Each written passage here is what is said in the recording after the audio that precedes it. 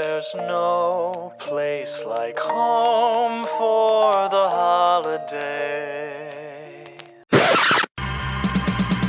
Goblins lurking in shadows, edge haunting, Mr. Street through the trees, yeah, yeah. Jack-o'-lanterns and chilling dread, ghostly figures dance with the breeze, yeah, yeah. Spirits roll the night, terrors delight, Halloween spooktacular fear ignites, with every corner's turn, shadows yearn, for screams and chills in the autumn light. Welcome back to another episode of Horror for the Holidays, a Christmas horror movie podcast. I'm Caleb. And You're Jeff Searcy. still Jeff Searcy, yeah. And I know people are like, wow, who's this Caleb? Who's this new guy, Caleb? Well, Caleb is me. I've always been Caleb. Because when I met Tom Atkins a couple weeks ago, went, shook his hand, got an autographed copy of The Fog, got my picture taken, and then introduced myself as Jay. And as I was leaving, he said, "It was nice meeting you, Caleb." And, if Tom Atkins says my name is Caleb. I mean, at that point, what are you going to do? Yeah, I mean... You're Caleb now. Yeah, I'm Caleb. At least as far as Tom Atkins is concerned, my name is Caleb. And this is Horror for the Holidays, Halloween Spooktacular. The 2024 Horror for the Holidays Halloween Spooktacular, Jay? Caleb, but yes. Wait a minute. So was Jay never real? No, Jay's real, just in any movie from this point forward, anytime it's a Tom Atkins movie. Oh. I'm okay. Caleb. Okay. I just want to make sure that I wasn't living a long stroke seizure or something.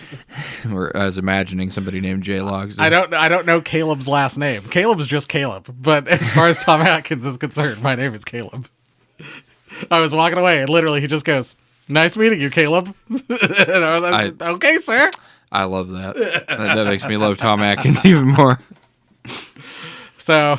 Oh, you know what, Jay? I bet if you were a 20-year-old woman, he probably would have remembered your name. Oh, undoubtedly. Instead, I'm just a hairy, bearded, fat guy. Aren't we all? He's like, all these hairy, bearded, fat guys all look the same. I'm just going to call them all Caleb. You are all Caleb now. We are Caleb. One, you heard it on the last episode, but if you are a new listener, we're watching Halloween 3 Season of the Witch. That's why we're talking about Tom Atkins. So we're gonna carve the pumpkin. Oh crap! Well, should have been a little more clear, Jay, because I watched Nicolas Cage's Season of the Witch. Oh no! So it's gonna be Is difficult. is that a good one or a bad one? I don't know. I like it. And it wasn't like a really popular movie. Is it like Mandy era or is it? It's before that. Okay. It's like mid-2000s. It's set in medieval Europe. And they're escorting a woman who's accused of being a witch. Okay. To her trial at an abbey. All right. Well, no, this one was released October 22nd, 1982. I'll see. What are we going to do, Jay? Written and directed by Tommy Lee Wallace. Screenplay, who was the screenplay and directed the Tim Curry It. Which was the probably the most exciting thing I saw on his IMDb page. Well, and it was really written by 3 different people, but only he was credited. And he's also the voice of the Silver Shamrock commercial announcer. And is a ghost in The Fog, and according to IMDb, was an uncredited Michael Myers in Halloween. Well, I mean, he was essentially like a right-hand man for John Carpenter's like protege, production designer. Uncredited writing credits for Nigel Neal and some guy named John Carpenter. I didn't recognize a lot of the stuff for Nigel Neal, but that John Carpenter guy, he's made some bangers. He's made some real solid movies. Done some stuff, yeah. Or, if you're people online, he's made no good movies ever. He's a horribly overrated director with no good movies. Playing our lead, Daniel Chalice, is one Thomas Daddy Atkins, who we last saw in Maniac Cop as Frank McRae, and we will see again in My Bloody Valentine 3D and maybe The Fog sometime. We should do The Fog on Fog Day. I love The Fog. Oh, it's so good. We've got a bunch of famous character actors in this movie, but not a lot of them are, kind of in our purview. But I did find a couple. We've got Jonathan Terry as Starker, who we might see again as Colonel Glover if we ever do Return of the Living Dead for July 3rd, but July 4th. Yeah. Dick Warlock returns. We last saw him last year as the Shape in Halloween 2 and as Clayton Heller in Pumpkinhead. But he plays an assassin in this movie. He's the gray suit. Some lady named Jamie Lee Curtis is the voice of the telephone operator and the curfew announcer in Santa Mira. Say who now? Yeah, who knows? I'm sure we'll never see her again. Yeah, I thought you were supposed to be telling me famous people that were in this movie, Jay. John Carpenter and Deborah Hill wanted Halloween to be an anthology series. This was the only one that is really that, but apparently there were ideas for other movies. Yes, there was actually a plot on the table for a Halloween 4 that was going to be a ghost story. And I heard, there was going to be, and like other things that could have spun off in their own directions and kind of done their own things. But if you love this movie, thank John Carpenter for it even existing, because he, in his contract for these Halloween movies, had the foresight to put in that he had final cut, and the studio wanted this movie's ending to be completely changed.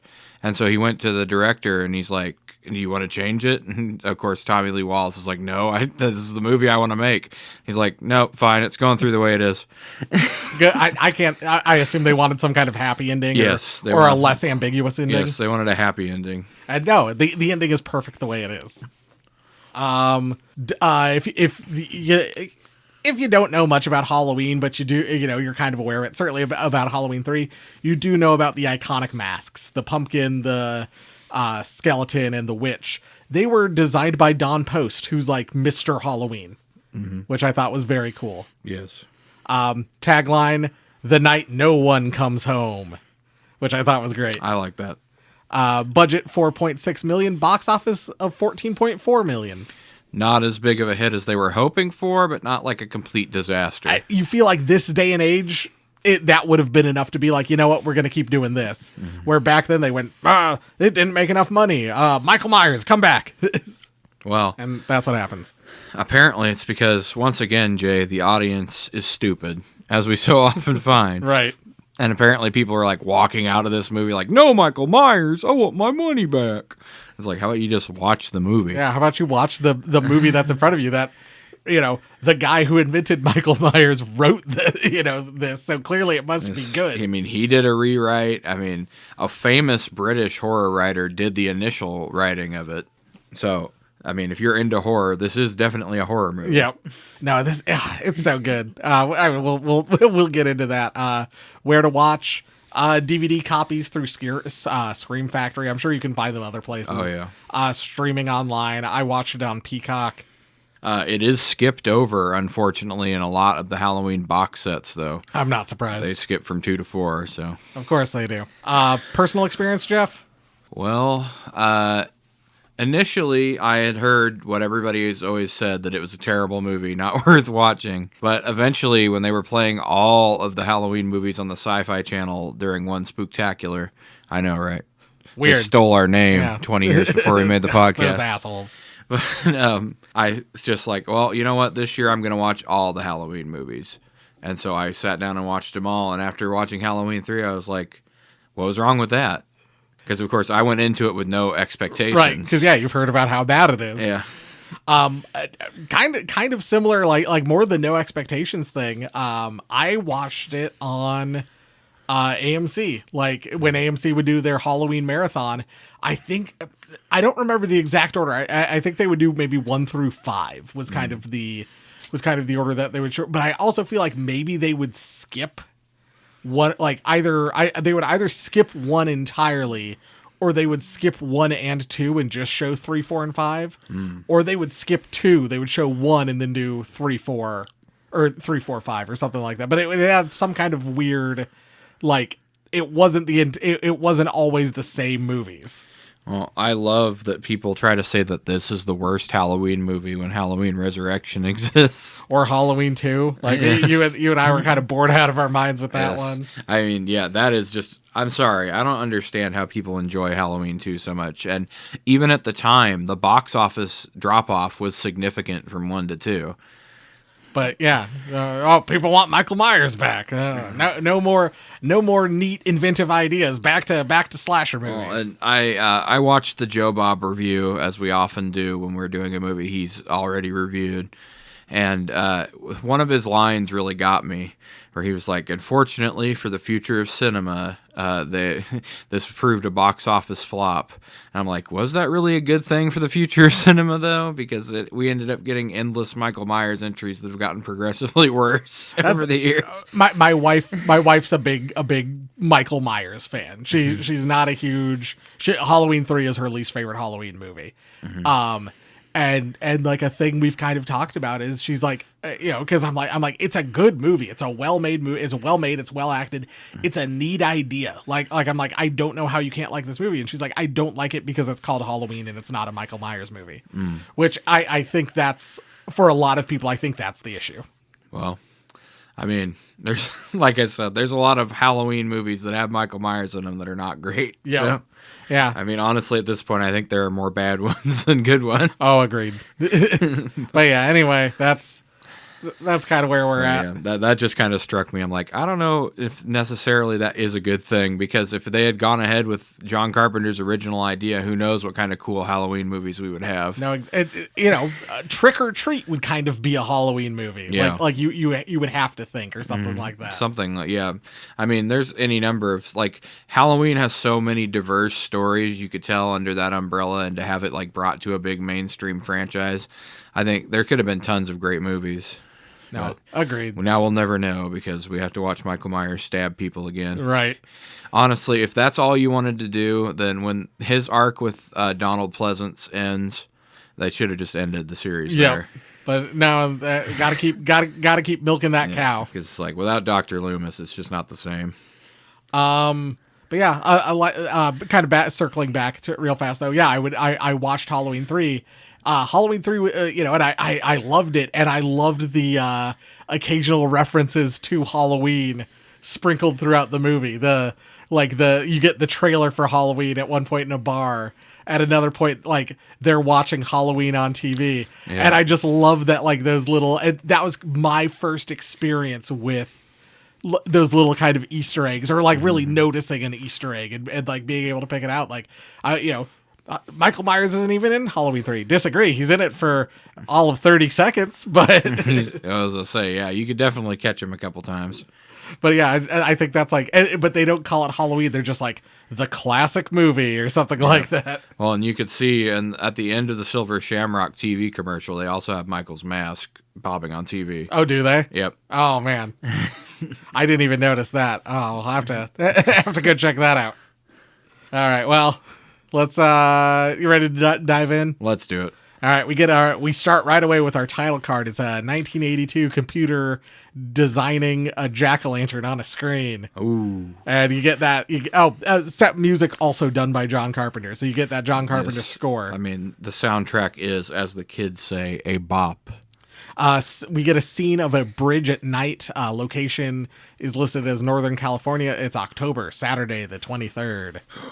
It's coming close. A man in khaki pants and a blue button-down shirt runs away from a car that is chasing him. He has something orange tucked into his waistband.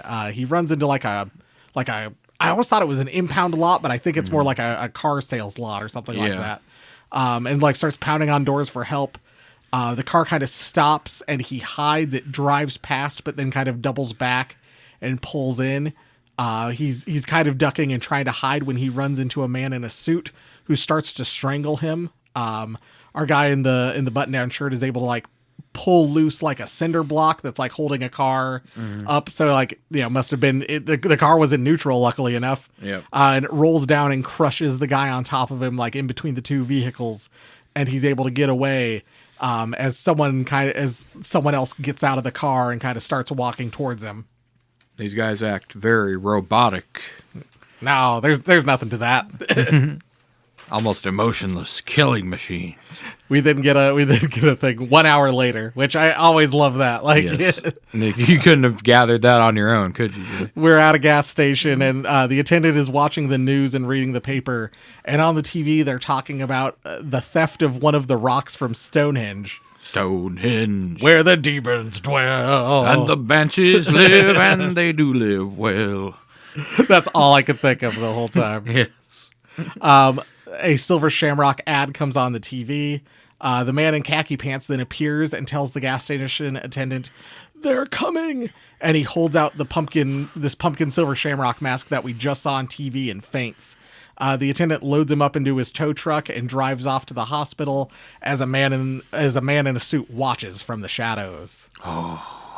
Dr. Dan Chalice arrives at his ex-wife's house and gives his kids Halloween masks, but he's a chump. They've already got silver shamrock masks. They don't need the shitty masks that he bought for them. Yeah, you stupid alcoholic dad. The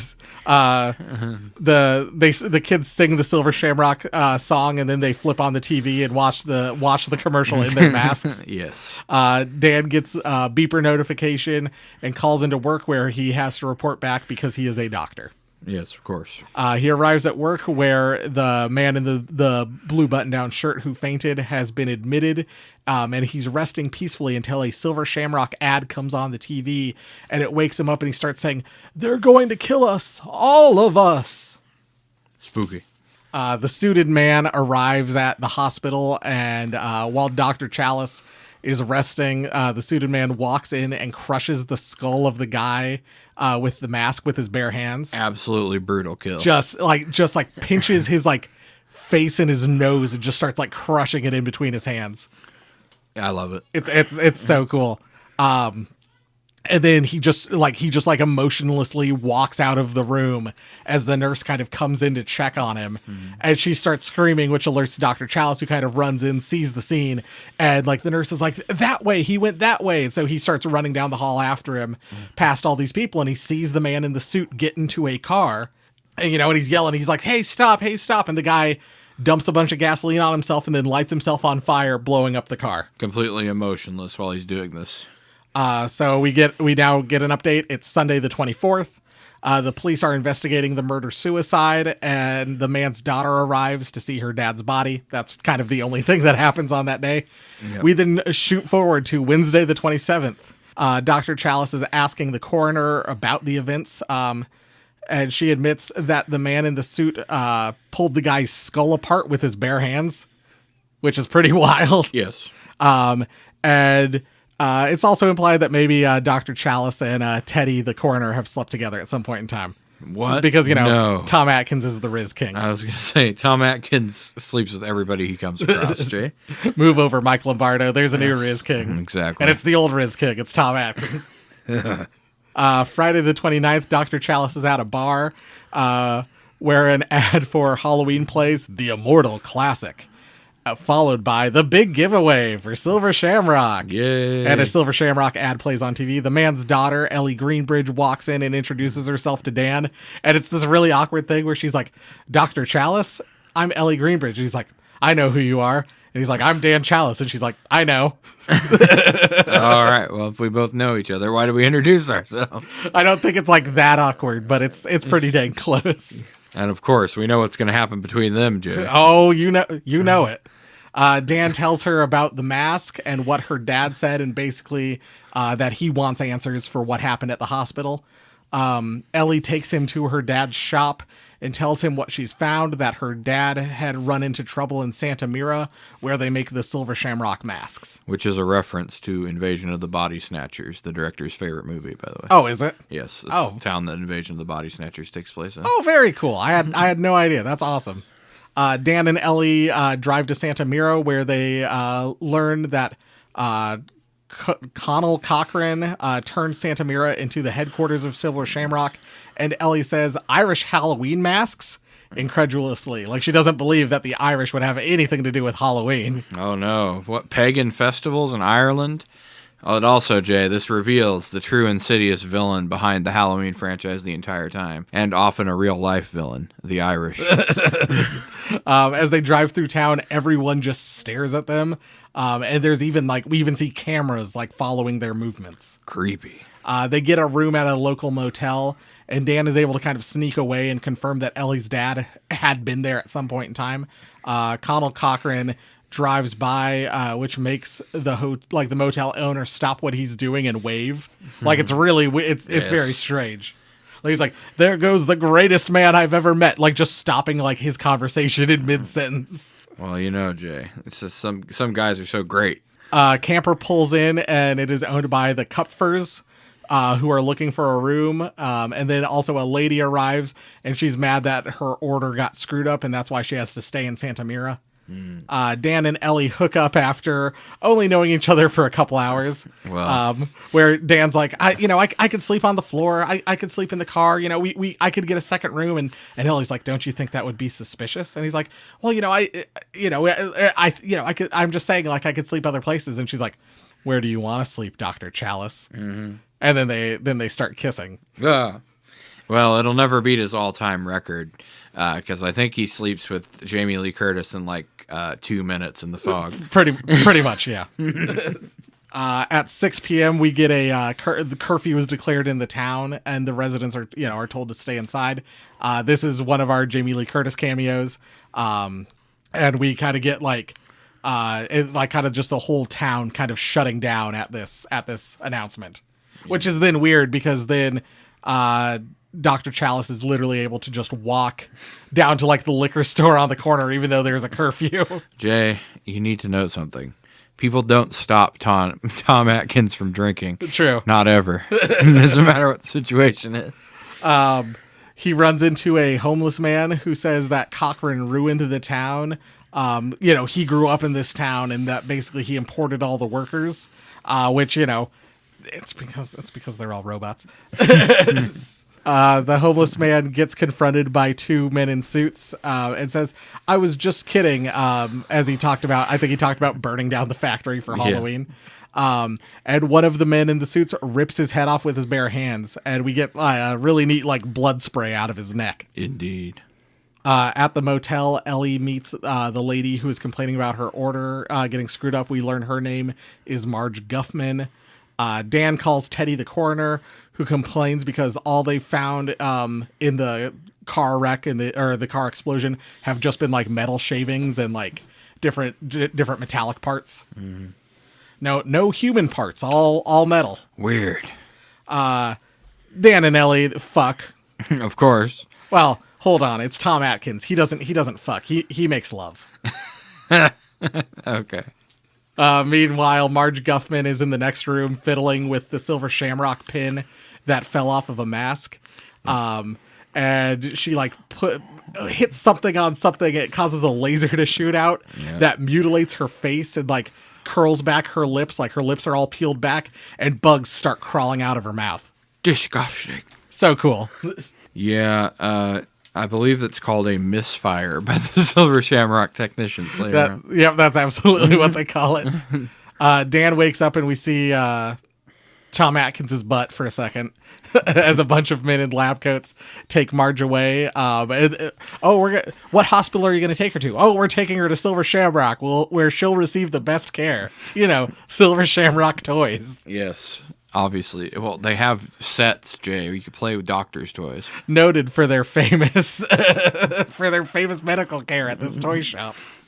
They're going to break out one of those baby's first chemistry sets and make some medicine for her. Yeah, this is where Mr. Cochran refers to what happened as a misfire. It's now Saturday the 30th. Teddy tells Dan that there are no human remains in the car wreckage and it's all just metal. Oh. Dan and Ellie go to the factory where they confirm that Ellie's dad had picked up an order and left. The Kupfers then arrive and we learn that he was the top silver shamrock mask seller in all of America. And this was a reward to get to see, to kind of get a trip and to see where the masks are made. And being, Mr. Kupfer, I guess, thinks Dan and Ellie are his friends. So he invites them along on the tour as well. Colonel Cochran gives Buddy Kupfer a mask, but it has to be one that's been through final processing, something that makes Dan suspicious, as well as men in suits standing all around the factory. And this is also where we learn that Mr. Cochran had basically made his fortune making really intricate animatronic toys that kind of ran on their own, kind of wind up toys and stuff like that. Mm-hmm. Ellie notices as they are leaving that they are hiding her dad's car in the factory, and 3 men in suits kind of surround her and stop her from advancing. Back at the motel, Dan tries to call the cops, but it keeps getting disconnected. And this, we hear the operator tone, and this is where we get our second Jamie Lee Curtis cameo. And Ellie packs so they can flee. But when Dan gets back, Ellie is gone, and 5 men in suits give chase to Dan throughout the town. Oh, no. Ellie has been kidnapped and taken into the factory. Dan makes his way in and finds an old woman knitting. He asks her questions, but she doesn't answer. And when he kind of like goes to like get a response, her head falls off, and it turns out she's just like a giant clockwork automaton, like the toys that Mr. Cochran used to make. Crazy. A man in a suit grabs Dan, who tries fighting the guy first, but the guy's just way too strong for him. And then Dan like punches him in the gut, which causes a bunch of like yellow goop to both pour out of the hole in his stomach and out of his mouth. And then he also pulls like a bunch of wires out of the guy's body. So they're revealed to be fracking Cylons. yeah, it's almost like they're all automatons. Yeah. Dan is taken hostage by Mr. Cochran, and he says, "It's Halloween morning, a busy day for me." God, I love him so much. Mr. Cochran reveals that he stole the stone from Stonehenge. It was me, Mr. Bond. I stole Stonehenge. And they're mining it and putting chips in the buttons of the masks. Yes, Jay, obviously. You didn't understand this? And that it has something to do with the Samhain festival. Yes, Jay. And a sacrifice for Samhain. People have forgotten that Halloween is supposed to be about sacrifice to protect us from evil spirits the rest of the year. It's not supposed to be about walking around and getting candy. So this is going to be his greatest sacrifice. Ah, yes. He shows Dan a demonstration, and we see Buddy Kupfer and his family go into a room. He puts on his silver shamrock mask as the family's kind of sitting around, and the dad says something about like, well, you know, like something that's kind of bothering me is he's not taking my order. He, you know, for next year, like here I was his top salesman, and they have no interest in taking my order for next year.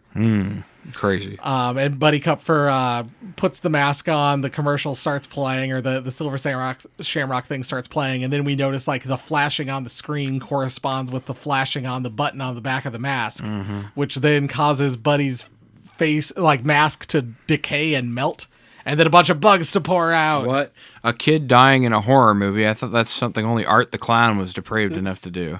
And then I think his mom faints and like watches on in horror. Maybe has a heart attack. And the dad tries to escape, and like some of the snakes that poured out of Buddy's mouth start biting him and cause him to fall over and die. Which, to give the side of the story for Mr. Cochran, Jay, to play devil's advocate, that kid was annoying as fuck. No, that wasn't an annoying kid. A real Franklin. All over the country, we see kids playing, most of them wearing silver shamrock masks, including Dan's kids gathered in front of the TV. Teddy the coroner continues to investigate as a silver shamrock automaton attacks her and drills a hole into her head with a cordless drill. Dan is tied up, and Cochran reveals that he's sacrificing the children for Samhain. Yes. He puts a skull mask on Dan and turns on the TV as the timeless classic, the immortal classic, Halloween. It's the scene where, I believe it's the scene where Jamie Lee Curtis is like running from one house to the other. Yep. Plays on the TV. Dan is able to maneuver over to the TV and break the screen. And then he sets himself free by climbing through the air duct. And we get this great scene where he throws his mask on top of the security camera. Yes. Dan finds Ellie and sets her free as well. And they try to escape. Dan turns on the giveaway, and then they go to escape, and then he, as like the giveaway starts on the TV or whatever, in the room they're in, he kind of climbs up into the catwalks and tosses a bunch of silver shamrock pins down, which then causes them all to activate because the giveaway is going on the screen, which kills a bunch of people and blows up a bunch of the machinery. Excellent. And then the Stonehenge stone also reacts to this, killing Mr. Cochran and then exploding. Yes. Like a massive explosion. Dan and Ellie escape the town, and Dan realizes that Ellie hasn't spoken to him and is acting weird. She then attacks because she's been replaced with an automaton. Oh my god. Dan breaks off her arm and then her head with a tire iron, and then we get a scene where like he thinks he's okay, and then the arm he broke off attacks him, and then he thinks he's okay again, and then the torso and remaining arm attack him. Exactly. Classic robot fight. Gotta love it. Dan makes his way to the gas station from the beginning of the movie and asks the attendant for the phone as so he can call the networks to stop the broadcast. He is able to stop 2 broadcasts, but the third one continues to run as Dan yells into the phone, "You've got to stop the third channel." As it continues to play, we then get an echo of him screaming, "Stop it! Stop it! Stop it!" And then the credits start to roll. End of movie. Beep, beep, beep, beep, beep, beep, beep, beep, beep, beep. Oh, I forgot I could do this. Hold on. I don't know if it'll pick up well on the microphones, but Well, we'll find out.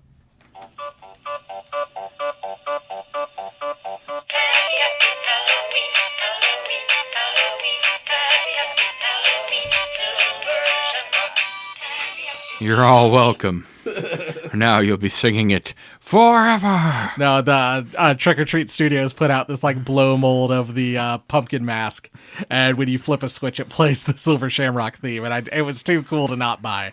Can you imagine just like a group of people all wearing those? How creepy that would be. Oh, it'd be so creepy. The shape of this pumpkin mask is genuinely creepy. I have one up there. I have one in the recording space, but it's and it's the pumpkin because the pumpkin I think is the most iconic of the 3. Yep. But even that one, like that one's very latex. The pumpkin one in the movie looks almost like a foam. Yeah. Or like it's like padded in some way. Yeah, it does. It looks like it's almost cloth on the outside or something. But no, they're such creepy masks. I love them so much. But yeah, gotta love this movie. I don't understand. I really don't get all the hate. No, it's yeah. Me neither. I mean, I don't understand why people get so hung up on the whole Michael Myers isn't in it thing. It's like, okay, well then just enjoy the movie for what it is. It can't be a Halloween movie if Michael Myers isn't in it. Well, clearly it can. I was gonna say lots of movies take place at Halloween without Michael Myers. Yep. I hate to break it to you guys. I don't recall seeing him in Trick or Treat, Jay. Yep. Well, Friday the 13th, by that logic, then Friday the 13th Part 1 isn't really a Friday the 13th movie. Right. Like, there's no Jason. Yep. He's in a dream sequence. Well, and I mean, there's also Jason Goes to Hell, where he's in it for like 2 minutes at the very beginning before he gets shot up and then he turns into the worm. Yeah. Anyway. Yeah, enough of that. Where do you want to start off for our categories? How Halloweeny is this movie? All right, Halloween spirit. How Halloweeny is the movie? How Halloweeny are the kills? I had very high for both of them. I did as well. I mean, you've got, like I said, you've got the iconic masks. They're throughout the movie. I mean, you can't get more Halloweeny on your kills than having Halloween masks kill people. Yeah, you've got, literally the plot of the movie is children wearing Halloween masks that will wind up killing them. Yes. I think you've kind of got maybe not top tier like Halloween decorations. I certainly wouldn't say it's, trick or treat level Halloween decorating. No, as far as the setting goes, I'm gonna have to give it a solid like middle of the road. But I mean it's still, you've got the masks kind of littered throughout the movie. When they turn on the TV, they constantly talk about how it's going to be Halloween, how Halloween is coming up. They turn on the TV and, there's literally an ad for John Carpenter's Halloween on the TV. Like it's very, it scratches that itch, I think, if you're looking for a movie that feels super Halloweeny. I agree. But yeah, the kills are fantastic. The kills, there's some great kills in this movie. Like the one that still sticks out to me is the hospital kill. Very first time you see how strong the androids are when he crushes that guy's face. Oh yeah, I think too. Like the core, or Tom Atkins says something like he didn't look very strong, and she's like, "Well, he must have been." Yeah. and he's like, "What do you mean?" He's like, "Well, he pulled his skull apart. Like that takes some upper arm strength." Yeah, gotta be hitting the gym, bro. Anyone you want to do next? You want to do your favorite quotes? All right, sure. Yeah, let's do. Let's monster mash this. Favorite quotes. I've only got a couple. For a movie that I really, really like, there's not a ton of like iconic quotes, I felt. All right, so I've kind of got two. I've got like a really long kind of back and forth, and then I've just got one line. I've got like one line from the sheriff. Okay. So it's Dr. Chalice and Nurse Agnes, who's kind of the lead nurse. I could use a nap. Doctor's lounge is empty. Want to take one with me? This is Dr. Chalice, because, it's Tom Atkins. And then Nurse Agnes goes, pillows are in the cabinet. There's milk and cookies in the fridge. And then Dr. Chalice goes, I think I should have married you, Agnes, and slaps her butt. Watch it, Buster. I play for keeps, says Nurse Agnes. I'm serious, says Dr. Chalice. One of my favorite Dr. Chalice lines is, it's getting late. I need a drink. as if he hasn't been drinking all day already. As if Tom Atkins needs an excuse to get a drink. Yeah. The other one I have is, this is the sheriff that's investigating the murder-suicide. Some crazy man killed himself in the parking lot right after. Drugs, probably. Of course, we have the iconic Silver Shamrock song, which Yeah. I'm not going to curse you with. Oh, yeah, no, can't, yeah. I mean, I think that is probably the most iconic thing from the movie. But One of the commercial announcements I had, it's time for the big giveaway. Halloween has come. All you lucky kids with Silver Shamrock masks, gather round your TV set. Put on your masks and watch. All witches, all skeletons, all jack-o'-lanterns, gather round and watch. Watch the magic pumpkin. Watch. so good. Oh, man. The magic pumpkin starts strobing on the TV, and that's what causes the buttons on the back of the masks to start reacting. Yes. Do you have anything else? The amazing Connell Cochran, Jay. Gotta be the best Halloween villain, bar none. Michael Myers, get out of here. His quote, I do love a good joke, and this is the best ever. A joke on the children. I did. Which I strongly identify with. No, I was sitting there and I was like, because I'm watching, it'd been a couple years since I'd watched Halloween 3. So, I know what happens, but I'm kind of sitting there, I'm like, what's his big reasoning? And I'm like, is he going to tell me? And then, like, for a while there, I'm just sitting there, I was like, it's a joke? Is that what we're getting at? And then eventually he reveals kind of more. But I was, like, sitting there for a minute and I was like, is that it? It's a joke? Yes, Ellie and Tom Atkins, of course. You mentioned this earlier, but she's like, Irish Halloween masks? And he's like, California, who knows? Who can believe the Irish would have anything to do with Halloween? Yes, Jay, it's crazy. Do you think the Irish could ever celebrate any kind of pagan festivals? Never. Everybody knows they've been Catholic for their entire history. All right, well, do you want to do Halloween decorations? Yeah, let's do it. Costumes, etc. First of all, the masks. The masks are amazing. Yeah. Gotta throw that out there. Which is your favorite? I lean towards the pumpkin one. I think the pumpkin is the most iconic of the three. I think they're all iconic, but I think the pumpkin is the most iconic. Honestly, I really like the skeleton too. The skeleton is very creepy. Yeah. When we were talking about Late Night with the Devil, and the skeleton in that, like, it kind of looks like the skeleton Silver Shamrock. It does mask. have that vibe. I mean, yeah, they're all good, but the skeleton really stands out to me. I think, and the witch, the witch is nothing to sneeze at either. Like the witch mask is very cool too. Oh, speaking of sneezing, you remember that moment where the android sneezes? Yeah. And he's like, convincing, aren't they? Yeah. Every outfit Tom Atkins wears. I mean, it's just it's Tom Atkins. I assume it's just Tom Atkins' wardrobe. It's just what he showed up to set in. He's like, I'm wearing this shirt today. All right, that's what Dr. Chalice is wearing. I think Santa Mira, not only like a great location, like right along the shore in Northern California, you get kind of those beautiful views, but I also think it's like a great idea, like this small town where all the people are kind of watching you, and like it feels very claustrophobic. It feels very paranoid. Like I really do love that setting. Oh, I forgot to mention this at the beginning, but you know how now the studios say that, oh, this was a huge misstep. We never should have taken Michael Myers out of this franchise. At the time, John Carpenter said the only way he would return or have anything to do with Halloween was if it was completely different and had no Michael Myers. And the studio was like, yeah, that's cool. We're completely fine with that. And so then they make this movie that has nothing to do with Michael Myers, and everybody's like, surprise Pikachu face that there's no Michael Myers in it. I was like, what's happening? You know, like, did you not pay? Does no one pay attention? Apparently not, because they also gave John Carpenter final cut on the project. That would never happen today. Last thing for me, I loved like the gore makeup effects. I loved Marge's face after getting blasted with the laser. Her lips are all like peeled back and like segmented almost. So Tommy Lee Wallace only had he got assigned this project he had to do the final rewrite and get everything ready to shoot. He had to start shoot. He got this assignment in mid-January. He had to be ready to start shooting on location in April, and they had to be done with post-production by the end of September. Oh my. And to get it out for Halloween. And so to meet that schedule, the special effects people only had 4 weeks to put this together. And this is what they did in 4 weeks. And the special effects look awesome. Yes, as I say, they still hold up to this day. Like you don't get it, you don't get a ton of them, I would say. Like, it's it's not a special effects heavy movie, but when the special effects happen, they're effective. Yep.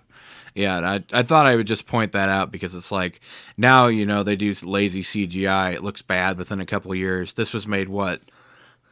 1982. I'll say, we're going on 50 years ago now. Yep. And it still looks great.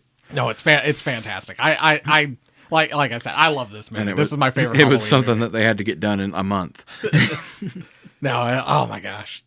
I mean, not enough good to say about this movie. These are kind of the things I think you and I wanted to highlight. Yeah. Let's see, where does that put us? Burnt out jack-o'-lantern, brilliant jack-o'-lantern. One thing you want to fix, one thing you want to praise. Well, my burnt out jack-o'-lantern wasn't really a problem with the movie itself. It was more a problem with the marketing. Because they basically did no marketing for this movie at all. They just are like, oh, it's Halloween 3. People will go see it. They should have publicized much better what it was about. I agree. I think that would have probably reversed the entire problem that they had. No, yeah, because people are going thinking it's going to be a Michael Myers movie. Yes. Michael Myers isn't in it. I can understand in 1982 being upset about that. Well, and they blew their chance, because if you wanted to do this blind, have people go in not knowing what's going to happen, you should have done this in Halloween 2. Agreed. Like John Carpenter wanted to do in the first place, because now you've established a pattern with 2 Michael Myers movies. People are expecting a third. But if you'd done Halloween and then you've done Halloween 2 and it was Season of the Witch, then people would be like, oh, so it's going to be a different story every time. Yep. And would, then maybe someday we come back to Michael Myers and we get the high-rise apartment story. See, and that's the thing is, like, there was nothing saying you couldn't go back to Michael eventually, but why did you have to do it back to back to back to back, right, over and over again? It's like, it just doesn't make any sense from a box office perspective. Mine is kind of a similar thing. My burnt out jack-o'-lantern is that I wish we'd gotten more of Halloween being an anthology movie. I wish we'd gotten more of that alongside of the Michael Myers story. You could come back to it later and do more stories with it while still doing fun, new, interesting, inventive things. The thing you said about like Hollywood saying this set Hollywood back or something like that. I kind of agree. I think it did the opposite. This kind of made Hollywood go, oh, remakes. That's what everybody wants. People want remakes and sequels. No, people want new and interesting ideas. Yes. I mean, that's why I responded so strongly to that Joe Bob comment about this. This is after this failed, that set the Halloween franchise back on the right path. I'm like, I don't really think it did. No, because I want more of this. Yes, I want more original ideas. People taking risks, doing crazy stories. I don't want more of the same. And Tommy Lee Wallace, like I said, one of his favorite movies was Invasion of the Body Snatchers.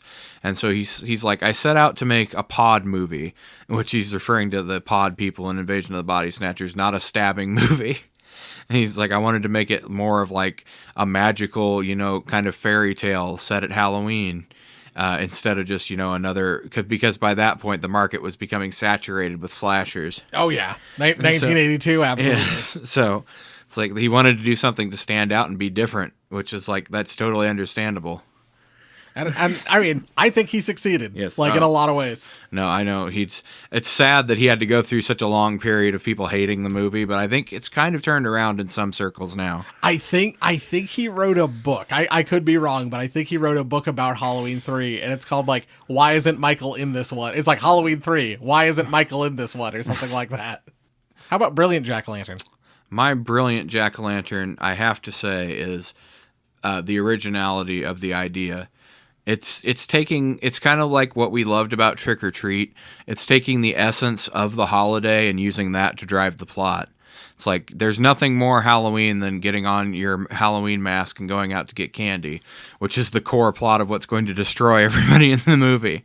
And just it adds in a lot of cool, fun things on top of it. Like, did it need the robot army of henchmen? Probably not, but it's cool to see, have it be fun Halloween thing. Especially with the idea that they're like toys, Yes, that they're large toys. Yes, they're just like, it's like the perfect, honestly, for a movie that's so violent towards children, I could see children really liking this movie. And I'm sure a lot probably did when they saw it for the first time.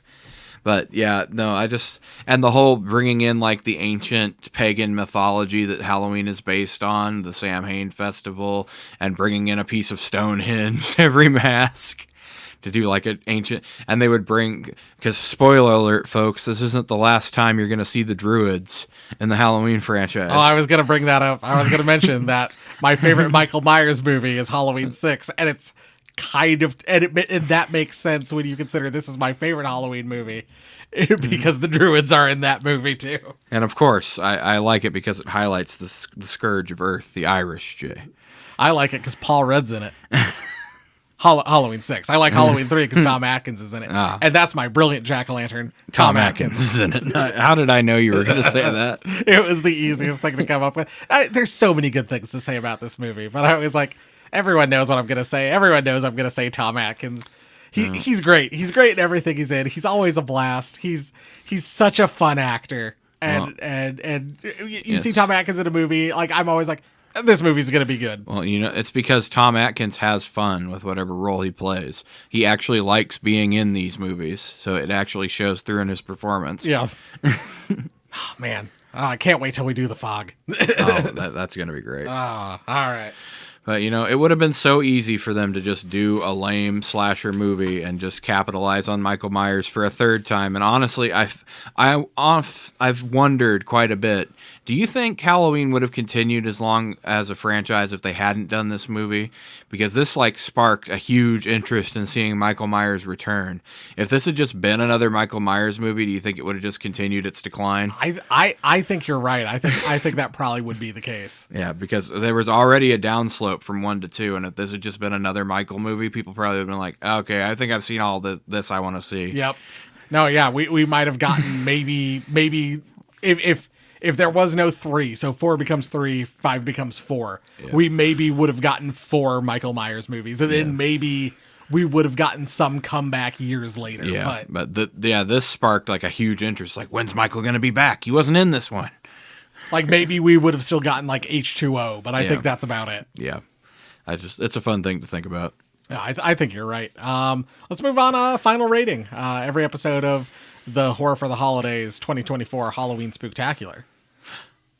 The 2024 Horror for the Holidays Halloween Spooktacular, Jay? Caleb, but yes. That's right, Caleb. It's the 2024 Horror for the Holidays Halloween Spooktacular. It is. And we rate our movie on one of 3 categories. Is it seasonally spooky? Is it candy corny? Or is it 6 feet under? Jeff? Seasonally spooky for me. It's got, what... As a great man once said, Jay, this movie plays a great joke, and it's on the children, which is my favorite kind of joke. It's got some scary stuff. It's got some blood and gore. It's got an existential horror thing. It's got a bleak ending where you don't know if he was successful or not. I'm leaning towards he probably was not successful in stopping it. It's got Tom Atkins. What else do you need to say? It has great music from John Carpenter. I mean, he did a rewrite on the script, and I mean, it's made by like his protege, so it's got that John Carpenter flair to it from when he was in like his prime in the 80s. Mm-hmm. I mean, what's not to like? No, I completely agree. This is seasonally spooky. Like I said, this is my favorite Halloween movie. It's so much fun. It's everything you just said, and I mean, and more. It's just a delight of a movie. It's a unique idea. It's a different idea, and it just just like reading about Halloween 2 and reading the original Halloween idea for Halloween 2 makes me wish we had gotten Halloween 2. What, like the original idea. This makes me wish we had gotten more anthology Halloween movies. We had seen these other ideas. We had seen these different things. This is just such a fun, unique, interesting idea. And I'd love to go back to this world. I'd love to know what happens, with the fallout of that. And even in my mind, the way, you can even kind of connect this movie to Halloween 6. You can even kind of go like, because of the whole druid thing and the thorn thing and whatnot, you could even say, well, do you think Michael's mask was a silver shamrock mask? I mean, it's heavily implied because his mask is at the end of that commercial that he could have very well been also in a cursed mask. Yep. Maybe a different curse, a different thing, but maybe he was possessed. Maybe that first clown mask was a silver shamrock mask. Like there's a lot of things you can kind of look into and kind of go, oh, you can retroactively make this movie kind of fit. You can retcon this into the Halloween timeline if you want. But I, even on its own, this is a great standalone movie. Even if if you're just like, I want to watch Halloween anthology, watch Halloween 1 and then watch Halloween 3. Maybe someday, Jay, when this podcast is wildly successful and we're rich enough to finance our own movie, we can do a Halloween anthology in the style of Halloween 3. That'd be great. Well, anyway, Jeff took a bite of that candy, took a bite of that sweet, Jay, my gums are bleeding. Yeah, there's a razor blade in it. Maybe we're wrong. Oh, God. Do we really have to slug through this nonsense? I mean, there's a lot of bad reviews of this movie. I figured maybe we grab like one or two each. I could go first. An experiment gone wrong. While the first Halloween movie was a real horror masterpiece, and the second was a moderately entertaining follow-up, wrong, it's very boring. Halloween 3 was a mistake, also wrong, it's great.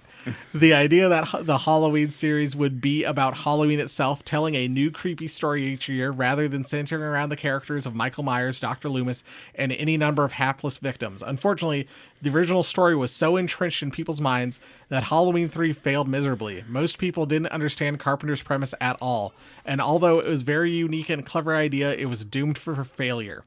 Halloween 3 centers around a rogue corporation called Silver Shamrock that makes Halloween masks.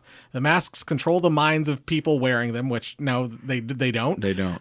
When they view a weird psychedelic commercial on TV. As a whole, the idea behind Halloween 3 isn't bad at all. And although it could have been a much better movie, I don't know how it could have been. Yeah. It suffers mainly from its title and the audience's expectations that go along with the title. Carpenter's idea to make each movie about a different Halloween ghost story probably would have worked out if he had not made Halloween 2, which he didn't make Halloween 2. He wrote the script. Yes, he wrote Halloween 2 as a sequel to the first Halloween, but instead used the Halloween 3 story and left the original alone, or perhaps revisited it later and made Halloween 5 and 6 show how Dr. Loomis kills Myers and then left it at that. But the way things worked out, people associated Halloween with Myers and Loomis, and that particular story was too much for this idea to work. It's almost like people are stupid. Yep. And don't know what they should like. Yeah, it's almost like this guy's wrong. But it's almost like, John Carpenter wrote the second one, and he made sure that it was a totally unambiguous ending where Michael dies, and yet still people are expecting him to come back. And he absolutely hates the second one. Yes. I mean, we read that review a couple weeks ago where he's like, they paid me more money than God to write a sequel to a movie that didn't need a sequel. Like, And yes, he made extra sure to show you his and Dr. Loomis's death on screen. It's like, this is over. The story is done. And people are still like, when Michael Myers coming back? Yeah. I watched Halloween 2 and I went to Halloween 3 expecting to see Michael Myers. Yeah, I remember he died at the end, but I want Michael Myers again. All right, Jay. This was by far the worst scary movie I've ever seen. Oh, wow. While I may not have seen every scary movie, clearly you have not. Clearly. I've seen this garbage. How do you make a Halloween movie without Michael Myers? Just like this, actually. This is a pretty much perfect example of how you make one without Michael Myers. The creators should return the money to everyone who paid to see this movie. Nothing about this movie was good, not even the acting. 77 people found this helpful, Jay. Jesus. First of all, who I don't know who you are, but you're disgusting. You disgust me. All right, this is my last one. Absolutely the worst Halloween entry yet. This movie is terrible. Do not see it. It is bad. This movie has no Michael Myers, who has been replaced by some murderous toy maker out to kill all the kids in the U.S. on Halloween night. This movie could have been better, but it's not. Only see it if you absolutely positively have to see all the Halloween movies. Disagree. See this movie regardless. It's great. Otherwise, stay far away from this movie. As I said before, it is bad. It's almost like you can't separate the fact that it's a good movie from the fact that it doesn't have Michael Myers in it. Yes. I mean, honestly, the only Halloween movies you should watch are 1, 3, 4, 5, and 6. And after that, I think you should just disregard the franchise. Maybe check out 2018, but don't watch the two after. I was just say, don't watch the 2 sequels, otherwise you're going to be very disappointed. You can probably watch H2O. H2O is pretty solid. If you want to. H2O is the one that I think I said to you, like, H2O, I think you can kind of see some of that original idea for Halloween 2. Yeah. Kind of mixed in there. Don't get me wrong, I like H2O, but it's not really essential to the franchise. Yeah, I agree. This is the worst horror movie I have ever watched. Again, you must not have watched very many. This and Jason X. I knew this would get under Jay's skin. Oh, Jason X is great. I consider it one of the best Jason movies, but it's one of my favorites. That and Jason versus Carrie. But its plot doesn't match with the plot line. I mean, it's pretty much perfectly does, but whatever. Once again, Michael dies at the end of 2. It absolutely matches with the plot line. It is boring and lacks any form of action. Apparently people being murdered and people lighting themselves on fire and kids' heads exploding into bugs is an action, Jay. And Tom Atkins running around yelling at people is an action. And I wouldn't even classify this as horror. Well, if you wouldn't classify this as horror, what exactly would you classify it as? This is sci-fi? I mean, it would still be a sci-fi horror right, even if you were agree. going to do that. I mean, he's murdering children with Halloween It's masks. very clearly body horror stuff. Like, Halloween 3 was boring and slow and hard to follow. Really? Hard to follow? I'm thinking some of these people might just be stupid, Jay. it's certainly not like slow. This movie's a quick hour and a half. Yeah, it pretty much goes along at a pretty good pace. If they wanted to be done with Michael Myers, then why make several more Halloween movies? Well, it's because people didn't go see this because Michael Myers wasn't in it. So then they were like, oh shit, if we want to keep making money, we got to put Michael Myers back in it. Because they did want to be done with Michael Myers. It's like in Friday the 13th Part 4 being like, what... Oh, what is it? Is it Jason dies or something like that? The final chapter, yes. Like, that's supposed to be the end of it. It was going to be the end, but then that movie, which I still don't get to this day, did so much business that they were like, well, we can't kill Jason now. He got Michael Myers. He got resurrected because the box office was too much. But yeah. Then why make several more Halloween movies? Just leave it alone after the second one. Then they would have been finished with Michael. That was literally the point. Yeah, that's the whole point, my dude. Worst of the lot. Horrible effects. As if their midlifer doctor / young woman or filler bits. Cochrane's evil character merits 1 star. Not keen on killing the tots, though. If that was English, Jay, I'm not sure exactly how to translate. Yeah, I have no idea what some of those things meant. This movie was terrible. It has a bad plot and overall bad acting. The ending was terrible. It made no sense and has nothing to do with the other Halloween movies. You're right, because it's not supposed to. Disappointed. Nothing like the first two. We had a viewing party and lost all interest within the first half hour. Once again, that's on you guys. Yep. Y'all saying that this movie is good even though it doesn't have Michael Myers are tripping. This is not a good movie, and it has nothing to do with the franchise. Y'all make me sick. You make me sick, random person on the internet. This movie's great. Oh, wait. I gotta do the last one. I found this one when I was digging around. Oh, here it is. Some old white dudes in a suit walking around killing puppets was intriguing to people. That's why you can't trust people's opinions on movie. This is a 1-star thing through and through, especially those that think this is original and smart. Movie was a complete waste of time and energy. I'll just keep pretending this movie never existed, thanks. I hate people. Anyways. Yes. I think we can come to the conclusion, Jay, that people are just really stupid, and anything that challenges what they're expecting to happen, they'll meet with like vitriol and hatred. Yeah. That's pretty much it. Well, Jeff, you wanna take I guess do we want to say Connell Cochran, or do we want to say Silver Shamrock as a whole? I think we should take Silver Shamrock as a whole. All right, and put it on our trick or treat list. I was gonna say it's a corporation and they're trying to murder at least a large thing of children. I would say maybe below Sam. Like it's a different kind of power level altogether. Yeah. But like Sam is the spirit of Halloween. He's the essence of Halloween. I don't think anything's going to usurp him from that point. He's unkillable. Are we taking it as the corporation that's acting to do this, or are we going to say that the evil of the power of Stonehenge is what we should put on the list? I mean, I was thinking that's why I was thinking like maybe Connell Cochran as the owner of the Silver Shamrock factory, like whatever his mastermind idea is. Like I would say it's almost like a worldwide level threat. Yeah. No, I think it's above whatever was happening in the children, Jay. Right. So on our Halloween list, I would say below Sam, yes, because he's an immortal, unkillable manifestation of the holiday. But I would say like only just below. Right. And so then like above Pumpkinhead. Yes. And Pumpkinhead only threatens small groups of people at a time. Right. And later on certainly we'll probably move Michael and Art the Clown above Pumpkinhead, I'm sure. But well, we'll have to see, Jay. We still got 3 more Pumpkinhead movies to get through. You're right, we do. Well, Jeff, it's time.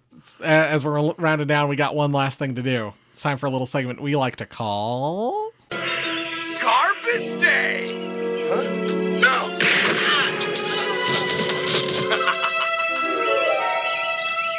Well, Jeff, it's it's time for our Horror for the Holidays Garbage Day annual trip to Burger King to be disappointed. Yep.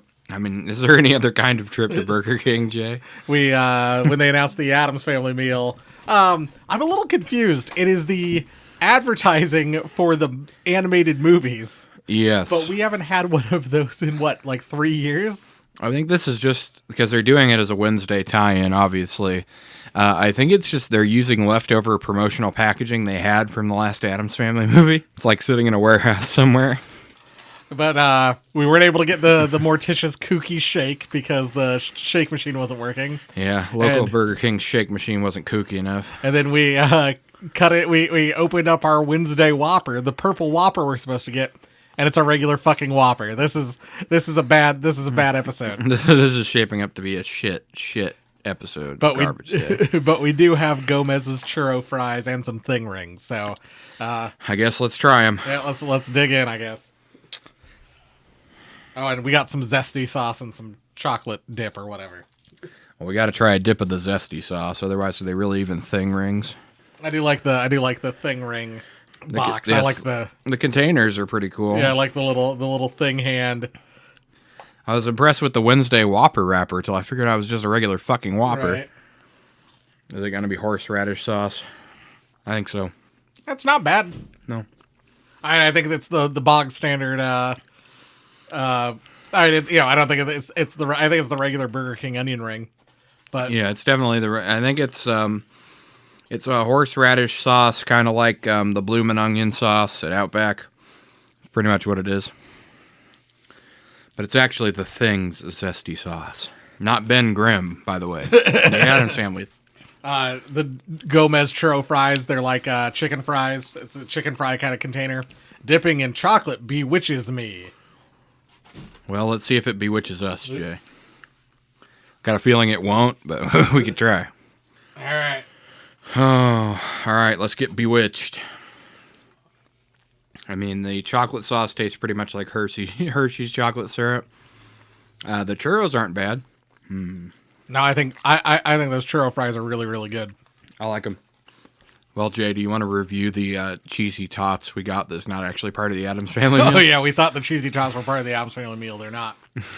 I mean, either that or they are, and they just didn't give us the right package because they gave us the Wednesday Whopper package, but no purple Whopper. So who knows what the fuck's going on? And they had the wherewithal to tell us everything else, but then they don't tell us that this is the wrong Whopper. Like, Yeah, I mean, they would have just been like, "We're out of the purple bun," and just be like, "All right, then forget the Whopper." yep.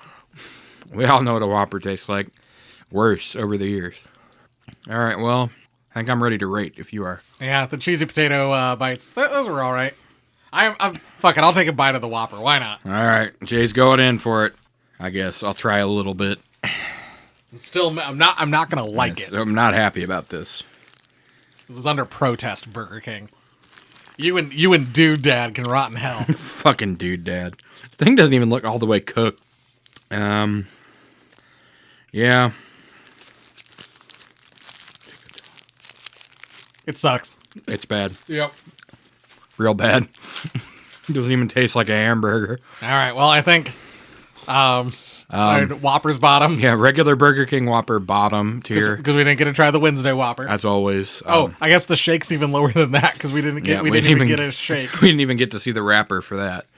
I would say probably next the cheesy tots. Yeah, And then the Thing rings with the zesty sauce. I agree. Churro fries top. Yep, absolutely. And now I'm right with you there on every single thing. Yep. Real disappointing end to the 2024 Horror for the Holidays Halloween Spooktacular. Yeah, this 2024 Horror for the Holidays Halloween Spooktacular has not been what I expected it to be, Jay. Caleb.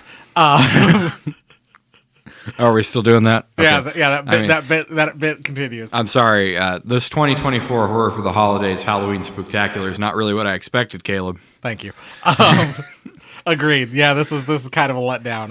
Well, we're probably gonna take a week to recuperate. Yeah. No stocking stuffer next week. I mean, we got a lot of stuff to do during Halloween week. We're two of the spookiest people on there. So. Yeah. So we'll be back in 2 weeks. We'll reveal our movie now. We're gonna do It's a Wonderful Knife. That's what the wheel decided. That's what we're doing.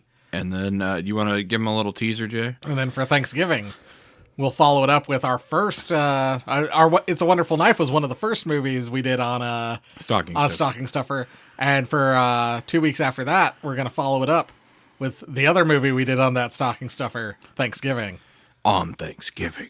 Or around it. Yeah, it's going to be close. Yeah. It'll be close. Anyway, but yeah, that's... So yeah, the 2024 Horror for the Holidays Halloween Spooktacular is sadly at a close, ending on a sour note thanks to Burger King. Yeah, but who knows what'll happen next year for the 2025 Horror for the Holidays Halloween Spooktacular. The 2025 Horror for the Holidays Halloween Spooktacular? I believe. Yep. I mean, we know what at least 3 of those movies are going to be. Halloween 4, Terrifier 2, Pumpkinhead 3, some WNUF thing. We'll have one new movie, maybe. Maybe. We'll see. We might be able to find another sequel. Yeah. We'll see what we can do. We'll do Halloween 4 and 5. Oh, kill me now. Anyway, if you want to get in touch with us, send us an email.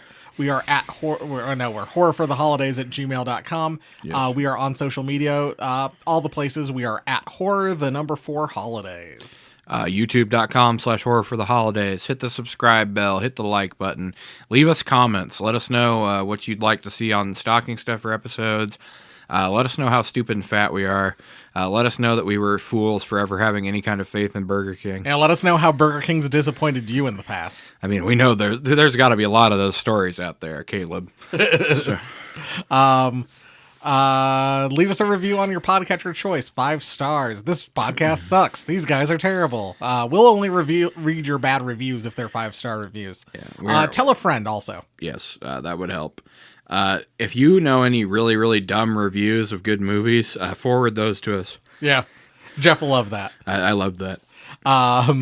Otherwise, lastly, we are part of the Christmas Podcast Network. We are currently, I think, winding down for The Red Slade Fund. Yeah, for the Red Sled Foundation for the ornament purchase. Be part of the Kringle crew. The deets are on my are on the Instagram page. Yes. At Horror 4 Holidays, Horror the number 4 Holidays. Ornament's pretty cool. Yeah, I think it looks neat. If you feel like pitching in, making a difference, and whatever it is the Red Sled Foundation does, we are. They just tell us what to promote. We should probably research it. What if it's like the Red Sled Foundation, murders reindeer? And They provide gifts to terminally ill children. oh, there you go. Around See, something Christmas good. time. Yeah. So yeah, if you want to help with that, do that. But what if they did something terrible? Jay Logg's out here promoting a foundation he doesn't even know about. Yeah. Well, what else is new? I just say whatever comes into my mind. Classic Caleb. That's how we wind up with with this podcast in general. Yep, that's pretty much how this happened. Anyways, so thus closes another chapter of the Horror for the Holidays Halloween Spooktacular. But it'll be back next year. It will. Stronger and better than it was before. Probably the same, maybe worse. It rises again, harder and stronger. What is dead may never die. What was never a good podcast may not get worse. But might not also get better.